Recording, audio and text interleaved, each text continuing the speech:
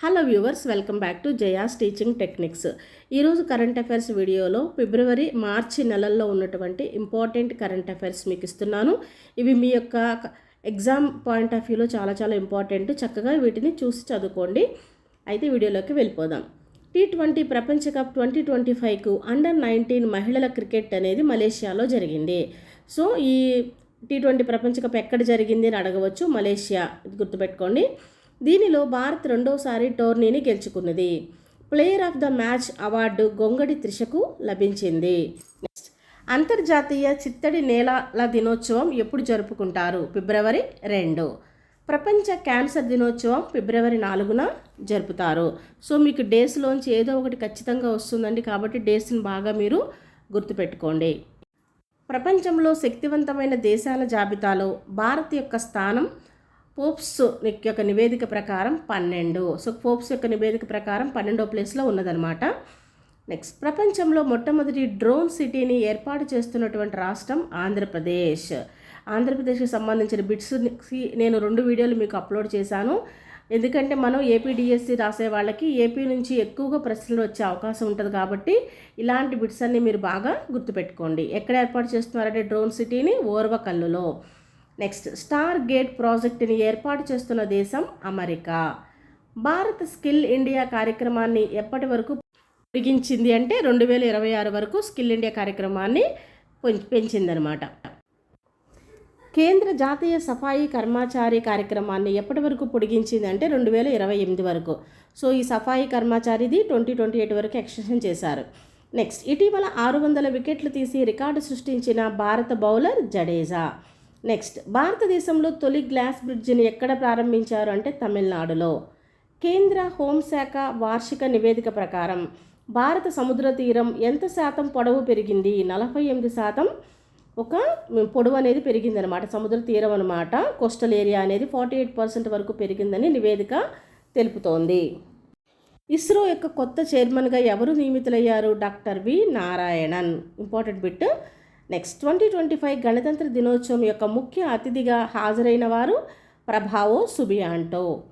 Next, ప్రపంచ ఆర్థిక సదస్సు 2025 స్విట్జర్లాండ్లోని దావోస్లో జరిగింది. ఆర్థిక సదస్సు ఎక్కడ జరిగిందంటే స్విట్జర్లాండ్లో దావోస్లో జరుగుతుంది. సుకన్య సమృద్ధి యోజన పథకం ప్రారంభించి ఎన్ని సంవత్సరాలు అయ్యింది అంటే 10 సంవత్సరాలు అయ్యింది. 2015లో దీన్ని ప్రారంభించారు. 10 సంవత్సరాలు పూర్తయింది. కారుణ్య మరణానికి అనుమతి ఇచ్చినటువంటి తొలి రాష్ట్రం కర్ణాటక. ప్రపంచ చిత్తడి నేలల దినోత్సవం భారత ప్రభుత్వం ఏ రాష్ట్రంలో నిర్వహించింది అంటే ఉత్తరప్రదేశ్లో నిర్వహించింది. ట్రంప్ భారత ప్రధానికి అందించినటువంటి పుస్తకం పేరు ఏది అంటే అవర్ జర్నీ టుగెదర్. ప్రస్తుత నీతి ఆయోగ్ CEO ఎవరు అంటే BVR సుబ్రహ్మణ్యం. ఎవరెవరైతే నూతనంగా ఎన్నికయ్యారో, ఎంపికయ్యారో అలాంటి వాళ్ళ పేర్లు కూడా గుర్తుపెట్టుకోండి. మీకు మ్యాచింగ్లో 4 పేర్లు ఇచ్చి ఎవరు రైటు ఎవరు రాంగ్ అని కూడా అడగవచ్చు. హాకీ ఇండియా లీగ్ 2025 విజేత బెంగాల్ టైగర్స్ జట్టు వాళ్ళు గెలిచారు. హాకీ ఇండియాలో ఇది ఒడిస్సాలో జరిగింది. ఓకేనా. హాకీ ఇండియా ఎవరు గెలుచుకున్నారంటే బెంగాల్ టైగర్స్ వాళ్ళు. అండర్-19 మహిళా T20 ప్రపంచ కప్ 2025 విజేత భారత్. మిస్టేక్ 2025 పడింది, 225ని మార్చుకోండి. నెక్స్ట్, ధర్మా గార్డెన్ విన్యాసాలు 2025 జరిగినది భారత్ మరియు జపాన్ల మధ్య. సో విన్యాసాల నుంచి ఖచ్చితంగా ఒక బిట్ అనేది వస్తుందండి. అది నావికా విన్యాసాలు కానీ వైమానిక కానీ ఎలా అయినా సరే అడగవచ్చు. సో ఈ ధర్మా గార్డెన్ విన్యాసాలు ఏ దేశాల మధ్య అంటే భారత్ మరియు జపాన్ల మధ్య. జీరో డిస్క్రిమినేషన్ డే ఎప్పుడు జరుపుకుంటారంటే మార్చి 1, శూన్య వివక్ష దినం.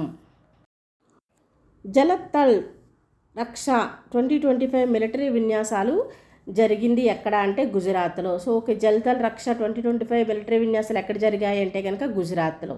నెక్స్ట్, అస్సాంలోని ఎలక్ట్రానిక్ సిటీ పేరును రతన్ టాటా సిటీగా మారుస్తున్నట్లు హేమంత్ విశ్వా శర్మ వెల్లడించారు. ఓకేనా. రతన్ టాటా గారు రీసెంట్గా చనిపోయారు, కాబట్టి ఆయనకి సంబంధించిన ఏదైనా ఒక బిట్టు వచ్చే అవకాశం ఉన్నది. నెక్స్ట్, 6వ ఆసియా మహిళలు కబడ్డీ జట్టు విజేత భారత్. ఆసియా మహిళల కబడ్డీ జట్టు ఎవరు గెలిచారంటే భారత్. 2025 మార్చికి భారత్లో టైగర్ రిజర్వ్లు మొత్తం ఎన్ని ఉన్నాయి అంటే 58 ఉన్నాయి. అయితే అత్యధిక టైగర్ రిజర్వులు మధ్యప్రదేశ్లో ఉన్నాయి. ఆంధ్రప్రదేశ్లో 1 ఉన్నది, తెలంగాణలో 2 ఉన్నాయి. మొత్తం భారతదేశం మొత్తంలో అంటే కనుక 58 టైగర్ రిజర్వులు ఉన్నాయి. ఎక్కువగా ఏ రాష్ట్రంలో అంటే మధ్యప్రదేశ్లో. నెక్స్ట్, ప్రపంచ హ్యాపీనెస్ ఇండెక్స్ 2025లో అగ్రస్థానంలో ఉన్నటువంటి దేశం ఏది అంటే ఫిన్లాండ్. ఓకేనా, హ్యాపీ ఇండెక్స్లో ఏ దేశం మొదటి ప్లేస్లో ఉన్నది? ఫిన్లాండ్. మరి భారత్ ఏ స్థానంలో ఉంది? 126వ స్థానంలో ఉంది. 2025 ఫిబ్రవరిలో భారత్లో ఎన్ని కొత్త రామ్సార్ సైట్లను గుర్తించారు అంటే 4 కొత్తవి గుర్తించారు. రామ్సార్ సైట్లు ఎక్కువ ఉన్న రాష్ట్రం తమిళనాడు. దేశంలో మొత్తం 89 రామ్సార్ సైట్లు కలవు.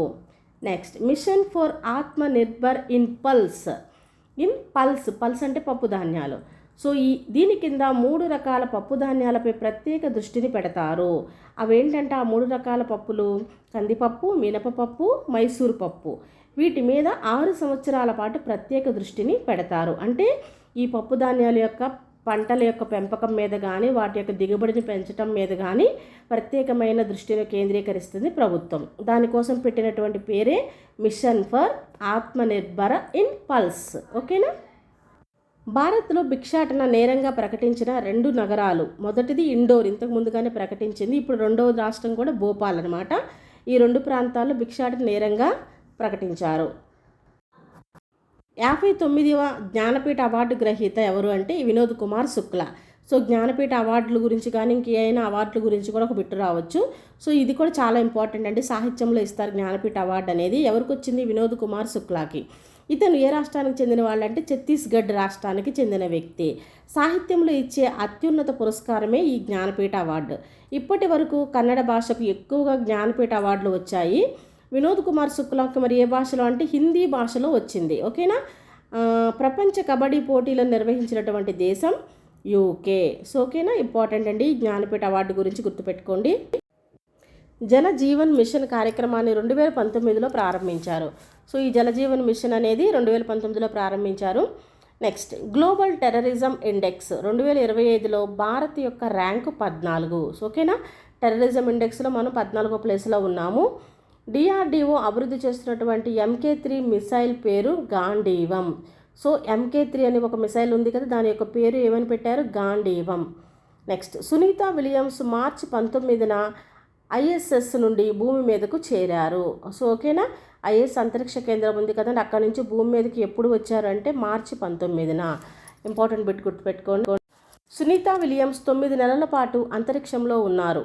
అంటే 9 నెలలు, రోజుల వారీగా చూసుకుంటే 286 రోజులు ఉన్నారు. అమెరికాలోని ఫ్లోరిడాలోని సముద్ర జలాలలో ఈమెను దిగారు.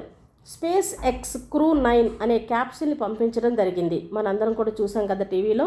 స్పేస్ ఎక్స్ క్రూ 9 అనే ఒక క్యాప్సిల్ని పంపించారు. దాని ద్వారా ఆమెని అక్కడి నుంచి కిందకి తీసుకొచ్చారనమాట. ఈమెతో పాటు బుచ్ వెల్మోర్ అనే వ్యక్తి కూడా అంతరిక్షంలోనే ఉన్నారు. ఇద్దరు కూడా క్షేమంగా భూమి మీదకి చేరారు.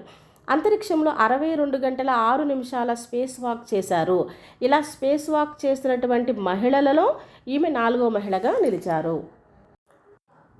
నెక్స్ట్, ఢిల్లీలో జరిగినటువంటి రైసినా డైలాగ్లో పాల్గొన్నటువంటి న్యూజిలాండ్ ప్రధాని ఎవరు అంటే క్రిస్టోఫర్ లక్సన్.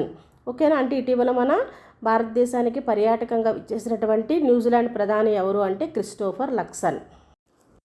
2025కి అబెల్ ప్రైజ్ ఎవరికి లభించింది అంటే మసాకి కాసివారా. ఓకేనా, అబెల్ ప్రైజ్ దేనికి ఇస్తారు? గణితంలో ప్రసిద్ధి చెందిన వారికి, గణితంలో ఏవైనా కొత్త కొత్త విషయాలు కనిపెట్టిన వారికి ఈ అబెల్ ప్రైజ్ అనేది ఇస్తూ ఉంటారు. అంటే గణితంలో ఇచ్చే ఒక నోబెల్ ప్రైజ్ లాంటిదే ఈ అబెల్ ప్రైజ్. ఎవరికి వచ్చింది? మసాకి కాసివారా అనే ఆయనకి వచ్చింది. ఇతను ఏ దేశం వాళ్ళు అంటే జపాన్ దేశానికి చెందినవారు. నెక్స్ట్, వరుణ నావికా విన్యాసాలు ఏ దేశాల మధ్య జరిగాయి అంటే భారత్ ఫ్రాన్స్కి మధ్య. మిమ్మల్ని అడగొచ్చు, వరుణ విన్యాసాలు ఏ దేశాల మధ్య అంటే భారత్ ఫ్రాన్స్ అనే విషయం గుర్తుపెట్టుకోండి. బోంగో సాగర్ నావికా విన్యాసాలు 5వవి ఎక్కడ జరిగాయి అని అంటే కనుక ఇవి బంగాళాఖాతంలో జరిగాయి. ఇటీవల భారత నావికాదళం ఏ దేశంతో తొలిసారిగా ఐక్యమే అనే పేరుతో బహుపక్షక నౌకా విన్యాసాలు నిర్వహించింది? ఆఫ్రికా దేశాలతో.